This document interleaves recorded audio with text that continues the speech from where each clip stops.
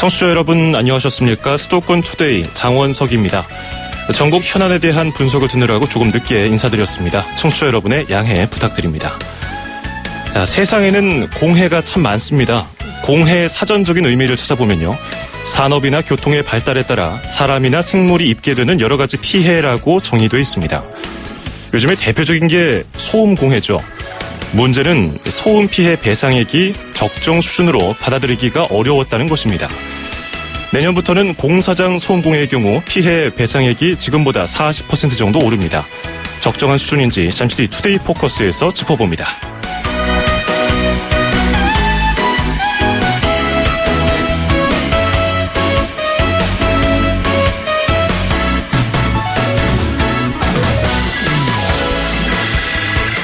오늘 아침 앵커가 뽑은 수도권 뉴스입니다. 경기도 남양주시와 오산시 등 도내 세무당국이 지방세 과오납금 찾아주기 특별 기간을 운영합니다. 세액이 바뀌었거나 두 번 낸 경우 법이 바뀌면서 감면된 경우에 과오납금이 발생하는데요. 본인이 돌려받을 세금이 있는지 확인하시려면 위텍스 홈페이지나 해당 시청 징수과에 문의하시면 됩니다. 이달 말까지니까요. 한 번씩 확인해 보시길 바랍니다. 유튜브의 위드오 위드아웃 유 띄워드리면서 2016년 12월 8일 수도권 투데이 시작합니다.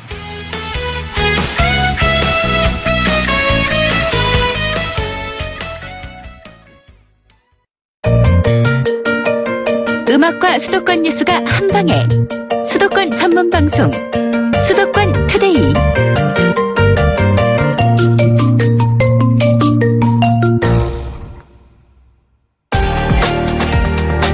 투데이 포커스. 고요한 정적 가운데 몸과 마음을 쉬게 한 적 언제일까요? 우리는 늘 다양한 소리를 들으면서 살고 있습니다. 그런데 이 소리가 어느 수준을 넘어서게 되면 소음이 되죠. 공사소음, 교통소음 등이 이에 해당합니다. 정부는 소음에 대한 배상금을 국민들에게 지급하고 있었는데 이 배상금이 너무 적다는 불만이 있었습니다. 내년부터는 소음 배상금이 인상된다고 하는데요. 오늘 투데이 포커스에서 다룰 내용입니다. 신행수 환경부 환경분쟁조정위원회 사무관 전화 연결되어 있습니다. 사무관님 안녕하십니까? 예, 안녕하십니까? 예. 자, 소음으로 인한 정신적 피해 배상액의 현실화에 대한 문제 꾸준히 제기되지 않았습니까? 예, 환경부의 환경분쟁조정위원회에서도 이런 지적이 나왔는지요? 예, 그렇습니다. 그동안 조정 신청 금액 대비 배상액 비율이 약 9% 정도만 배상이 되는 등 배상액 현실화 문제가 꾸준히 제기되었고, 예. 또 배상 수준에 대한 만족도도 낮게 나왔습니다. 예. 자, 위원회에서 환경분쟁 배상 수준에 대한 조사도 했다고 들었거든요. 국민들의 만족도나 결과는 어떻게 나왔습니까? 예, 저희 위원회에서 지난해 약 100명을 대상으로 분쟁 조정 제도에 대한 만족도 조사를 했는데요. 예. 예, 그 중에서 배상 수준에 대해서는 신청인의 만족도가 약 30% 정도밖에 안 되는 것으로 그렇게 조사가 되었습니다. 예. 30%의 100명 중에 30% 30명 정도만 만족을 했다고 지금 결과를 말씀해 주셨는데요. 배상은 현실화하려고 연구 용역도 의뢰하지 않았습니까? 해외랑 비교를 할 때 우리나라 배상 수준은 어떨까요? 많이 떨어졌습니까? 아니면 비슷했습니까? 저희 배상 수준이 해외에 비해서 낮은 것으로 나타났는데요. 예. 일본은 평균 292% 정도, 미국의 경우에는 60%에서 46,000% 정도, 예. 독일은 32%에서 57% 정도 배상 수준이 더 높은 것으로 나타났습니다. 우리나라에 비해서 그 정도 높다는 거죠? 예, 그렇습니다. 예. 이렇게 차이가 나는 이유를 뭘로 볼 수 있을까요? 예를 들어서 미국 같은 경우를 든다면은 미국 경우는 우리나라 재판 구조와는 달리 예. 전문 법관이 아닌 일반인으로 구성된 배심원이 사실관계를 확정하고 예. 손해배상을 산정하는데 소음 측정치가 없는 경우에도 생활 방해가 있었다면은 손해배상을 인정하고 또 거기에 가해자가 고의나 악의가 있었다고 인정되는 경우에는 실제 손해에 따른 배상에 추가해서 징벌적 손해배상을 또 인정한 데서 나타난 결과들로 보여집니다. 예. 우리나라는 그러면 같은 소음이라도 정신피해 정도라든지 손해배상 이런 것들을 좀 낮게 평가하고 있습니까? 상대적으로 낮다는 거죠. 예. 예. 자, 그래서 이번에 이 위원회에서 여러 가지 문제점을 지적하고 또 개선하려는 노력을 하셨을 텐데 과거의 소음으로 인한 정신적인 피해 배상액이 어땠습니까? 예, 14년도하고 15년도를 본다면은 예. 소음으로 인한 정신적 피해 배상액은 이제 2개년도를 평균했을 때 건당 이제 사건 건당 배상액은 약 1,800만 원 정도, 그리고 이제 1인당 배상액은 약 11만 5천 원 정도 수준이었습니다. 예. 그게 어느 정도 기간의 배상금인가요? 이제 그게 이제 사건마다 다른데 이것은 이제 평균한 것입니다. 예. 자, 그러면 이번에 변경된 이 내년부터 적용될 배상액 현실화 방안 내용을 살펴보겠습니다. 가장 눈에 띄는 것이 공사장 소음 아니겠습니까? 이 배상의 예. 기본 수준이 좀 올라갔습니까? 예, 그렇습니다. 현행 대비 약 40% 정도가 인상되는데요. 예. 수인 한도 이제 기존을 1에서 한 50일 정도 초과하는 경우에 1개월 이내 1인당 배상액이 현재 10만 4천 원에서 14만 5천 원으로, 그리고 이제 3년 이내를 본다면은 예.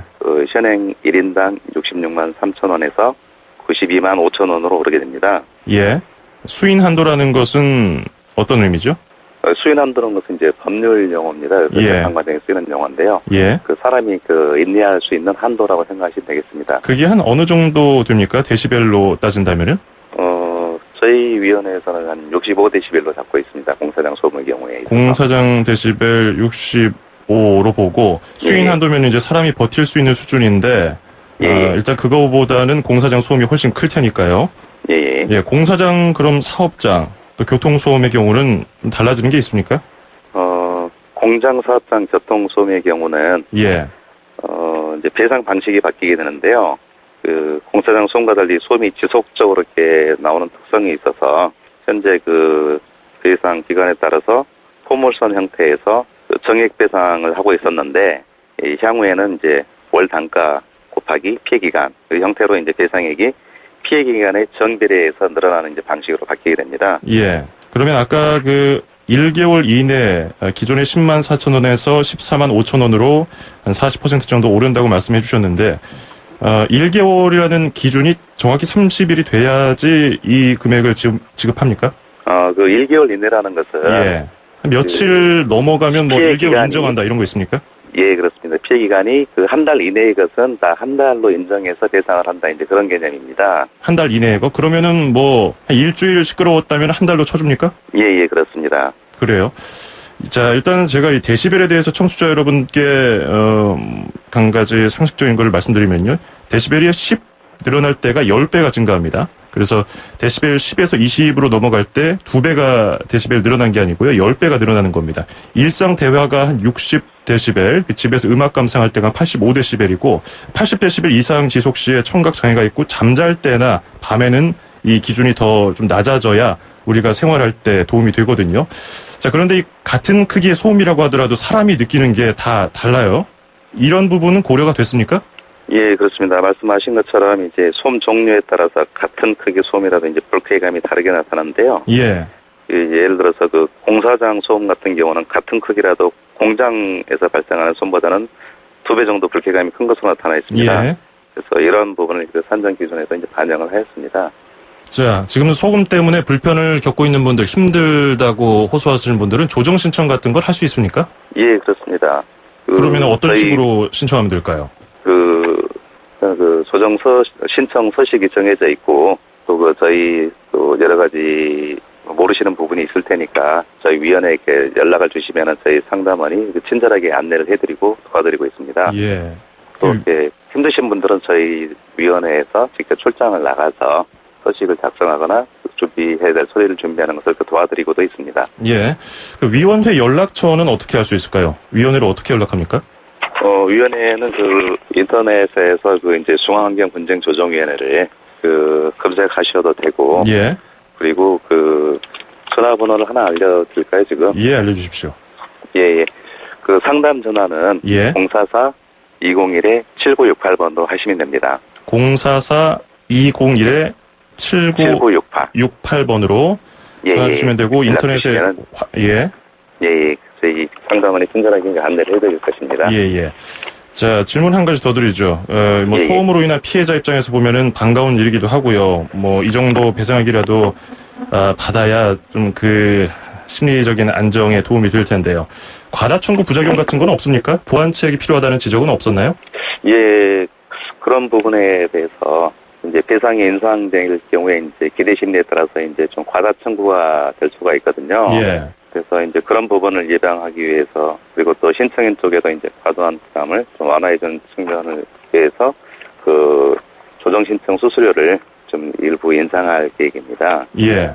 그리고 이제 또 이와 아울러서 그 피신청인이 친환경적 공법이라든가 이런 걸 통해 가지고 소음 피해 예방을 위해서 노력한 경우에는 대상액을 할인하는 방안도 추진할 계획입니다. 예.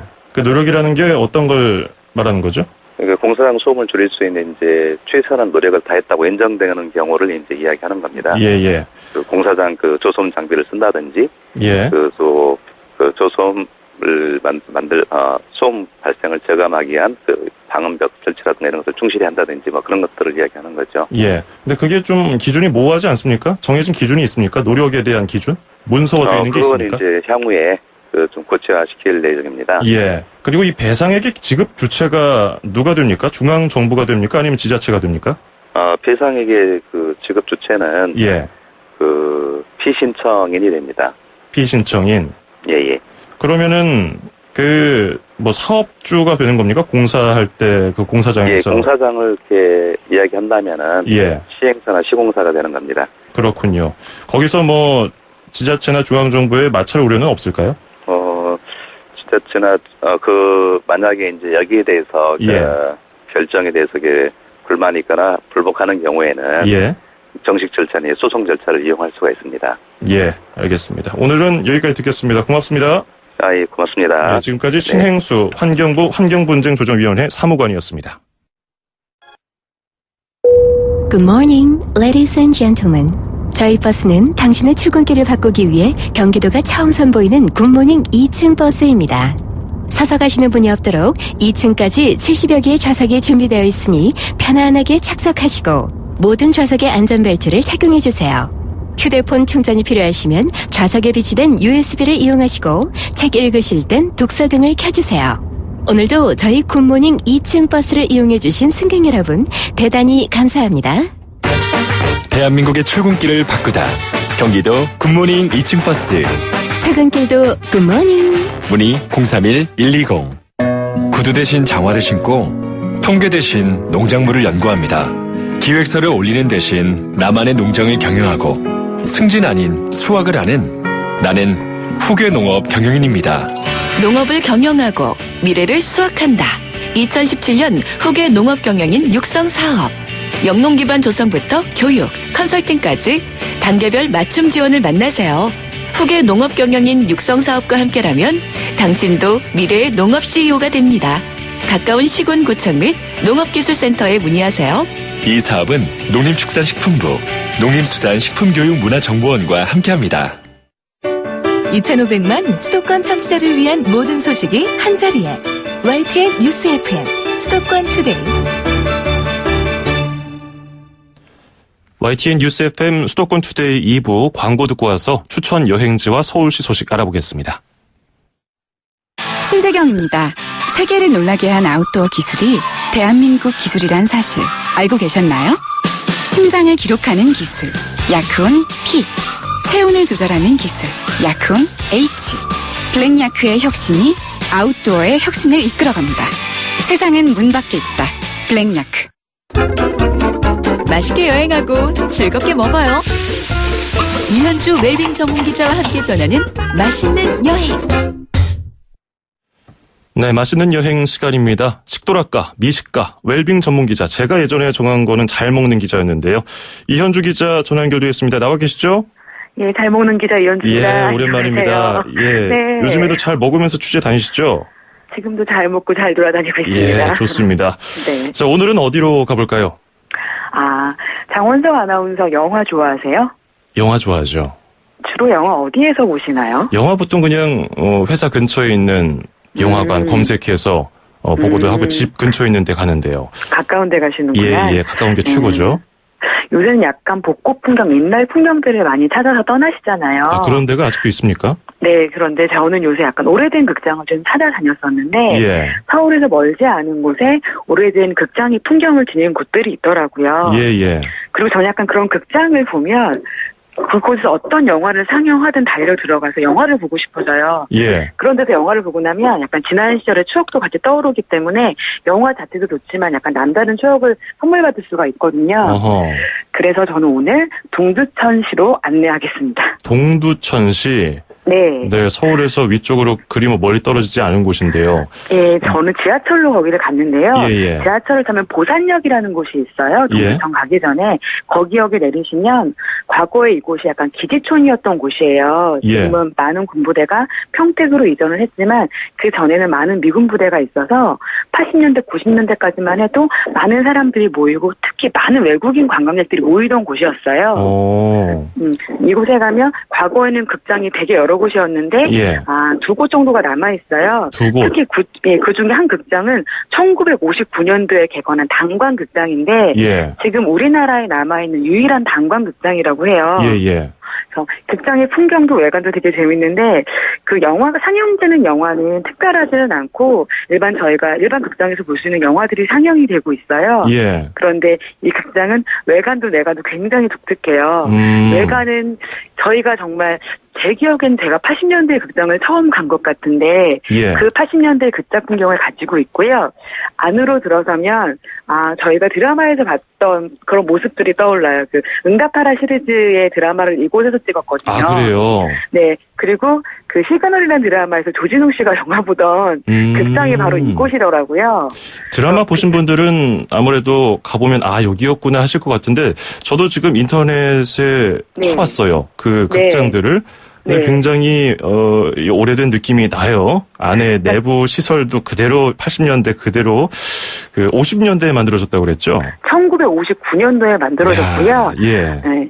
그 약간 입구나 외관만 조금 달라졌지 안의 모습은 다 그대로더라고요. 그러니까요. 영화 빼고는 다 예전 그대로인 것 같아요. 다 옛날 거예요. 예, 그래서 극장에 가면 영화보다 극장 구경하는 게 더 재밌어요. 그러게요. 심지어는 영화를 보기 전에 대기하는 장소는 약간 허름한 대화실 같은 공간인데 예. 그 안에 보면 옛시절을 추억하게 하는 벽화나 그림이나 그리고 어항이 되게 많은데 옛날에는 약간 사람들이 모이는 곳에 꼭 다 어항이 있었잖아요. 예. 어항들이 굉장히 많고 그다음에 그 한쪽은 과거에 사용되던 커다란 영상기가 또 전시되어 있어서 그걸 볼 수 있는 기회가 흔치 않잖아요. 예. 그거를 보는 재미도 굉장히 좋더라고요. 예전에 로미오와 줄리엣하고 슈리에서도 어항 씬이 나오곤 했잖아요. 네, 그거를 맞아요. 좀 모티브로 삼아서 영화관에다 이렇게 어항 놓은 건 아닌가 그렇게 추측을 해보는데 네. 자 이렇게 이 영화도 보고 또 네. 먹을 것도 먹으면 좋은데 이 주변에서는 뭘 하면 좋을까요?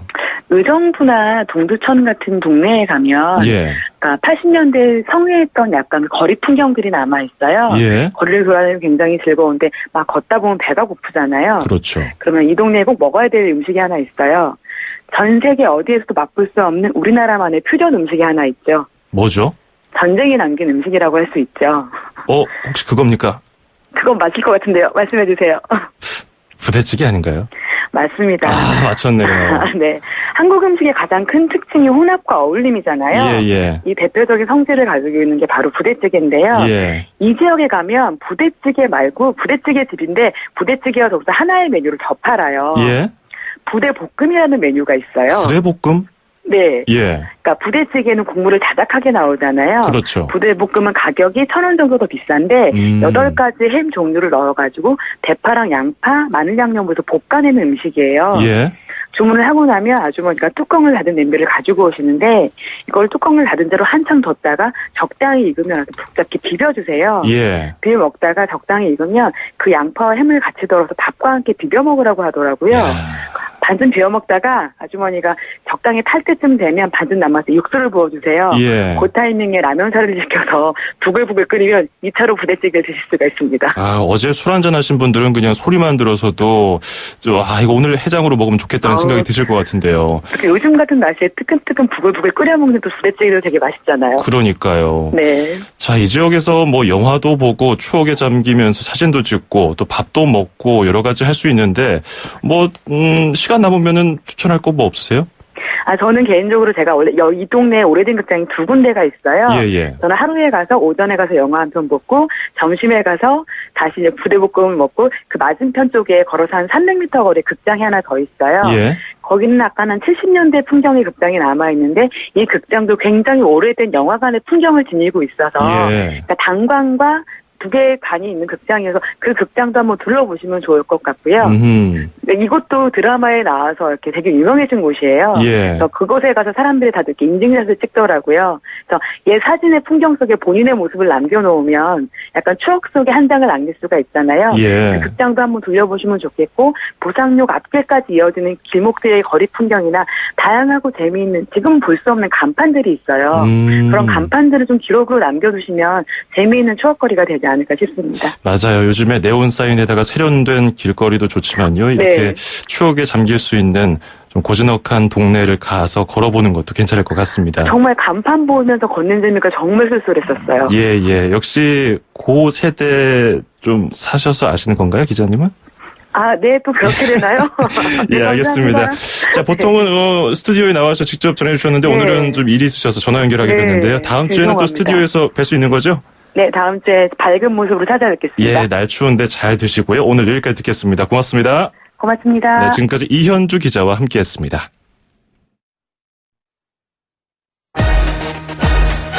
출입처 기자들의 수첩을 살짝. 가장 빠른 수도권 소식을 전해드립니다. 여기는 출입처입니다.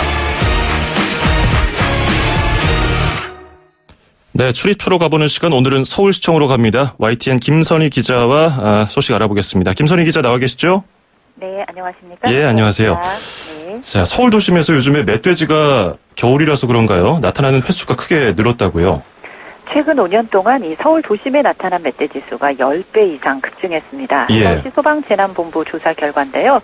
올해 들어 11월까지 도심에 멧돼지가 나타났다는 신고를 받고 출동한 경우는 모두 548건, 5년 전인 2011년 43건보다 정확히 말하면 12배나 늘었습니다. 예. 또 같은 조사 기간 출몰한 멧돼지 가운데 30%가 종로구에서 목격됐고요. 이어 은평구, 성북구, 도봉구 등의 순으로 나타났습니다. 이렇게 이 지역에 멧돼지가 자주 나타나는 것은 주서식지인 북한산과 닿아 있기 때문입니다. 또 5년간 출동 건수를 계절별로 보면 가을이 48%, 겨울이 13%로 이제 가을과 겨울이 절반 이상을 차지했습니다. 그래서 서울시는 가을과 겨울이 멧돼지의 번식기고 또 먹이 활동이 늘어나는 시기이기 때문에 도심에 자주 나타난다고 설명했습니다. 예, 번식기이고 먹이 활동이 늘어나면은 아무래도 예민해질 텐데 네. 작은 녀석이 한 50kg 정도 되고요. 다 크면 300km 육박하기도 하고 넘어가는 경우도 있는데 이렇게 멧돼지가 출몰이 잦아지면은 시민들이 불안해할 텐데요. 네. 갑자기 멧돼지를 만나게 되면 어떻게 하면 좋을까요? 가까운 곳에서 마주칠 경우 뛰거나 소리를 치면 오히려 멧돼지가 놀라서 공격을 할 수 있습니다. 아하. 무엇보다 침착함을 유지하는 게 중요한데요. 예. 최대한 움직이지 않으면서 이 멧돼지 눈을 똑바로 봐야 한다고 합니다. 멧돼지 눈을 응시하면서 뒷걸음질로 이동을 하고 주변에 있는 나무로 몸을 피신한 뒤에 이 멧돼지 움직임을 관찰하시면 되겠습니다. 거리가 좀 떨어진 상태라면 겉옷이나 가방 등으로 몸을 가린 뒤 안전한 장소로 피해야 합니다. 멧돼지에게 돌을 던지거나 손을 흔드는 등 멧돼지 주의를 끄는 행동을 해서는 절대 안 된다고 하네요. 그리고 바로 119로 신고하셔야겠습니다. 예, 멧돼지가 지금 예민한 상태이기 때문에 흥분시키면 안 된다는 그런 얘기겠군요. 자, 서울 지하철 역사가 둘리역, 만화 주인공 둘리역, 그리고 과학역 등 테마가 있는 공간으로 변신한다면서요? 네. 최근 서울 지하철 4호선 쌍문역 지날 때 혹시 이런 방송 들으셨나 모르겠어요. 이번 역은 둘리역입니다. 내리실 분은 오른쪽입니다. 예, 단순히 이동하는 기능에만 머물러 있던 이 지하철역에 저마다 특색을 살려서 재미까지 입힌 이 복합 문화 공간으로 만들려는 노력이 더해진 것입니다. 예. 서울 지하철 4호선 이 쌍문역이 이달 초에 아기 공룡 둘리를 주제로 한 둘리역으로 거듭난 데 이어서 지하철 6호선 상월곡 역도 과학 테마역으로 바뀝니다. 서울시는 연말까지 상월곡역에 한국을 빛낸 과학기술인 관련 이미지를 설치하는 등 과학 테마역을 만든다고 밝혔습니다. 내년에는 해화역은 연극, 또 가산 디지털역은 쥐밸리 등 테마역을 늘리고요. 성수역의 수제화 테마역 등은 개선해서 모두 11개 테마역으로 확대 운영할 예정입니다. 또 경복궁역은 기존 미술관 시설을 개선하고 녹사평역은 유리돔 자연 채광과 원형 대합실 등 구조를 활용해서 예술 테마 역사로 만드는 그런 구상도 갖고 있습니다. 예, 지하철역이 그냥 이동수단을 타기 위한 장소가 아니라 하나의 문화 공간으로 재탄생할 수 있겠군요. 자, 그리고 여의도공원의 스케이트장 해마다 어린이들이 가서 재밌게 타기도 하는데 늦어진다면서요?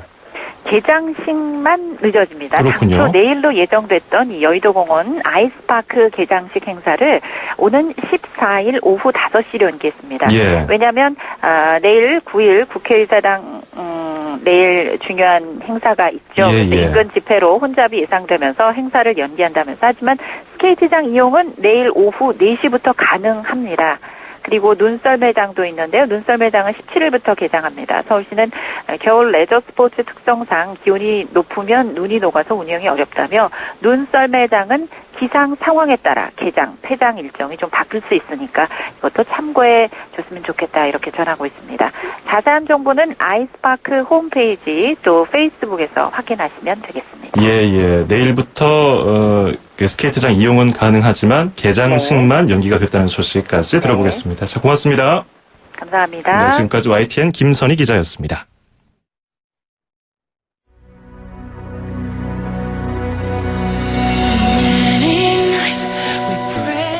네, 수도권 투데이 오늘 준비한 소식은 여기까지입니다. 끝으로 들으실 노래는 휘트니 휴스턴이 생전에 모라이어 캐리와 함께 부른 노래입니다. When You Believe 띄워드리면서 저는 인사드리겠습니다. 내일 아침 9시 10분에 뵙겠습니다. 장원석이었습니다. 고맙습니다.